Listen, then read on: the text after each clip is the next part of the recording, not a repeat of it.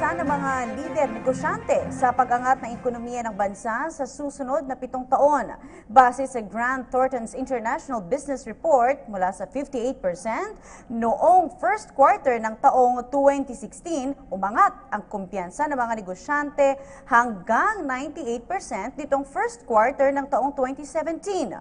Sa bagong global survey na itala ang Pilipinas bilang pangalawang may pinakamalakas na business optimism rate sa hanay ng 31 umuunlad na bansa. Pangalawa sa Indonesia na nagtala ng 100%. Pumangatlo naman ang Malta na nakakuha ng 86%, sunod ang India na nakakuha ng 84% at the Netherlands 85%. Tinataya rin ang pagtaas ng kita o revenues ng Pilipinas sa susunod na 12 buwan na aabot sa 76% sa first quarter ng taon mula sa 68% ng nakaraang taon.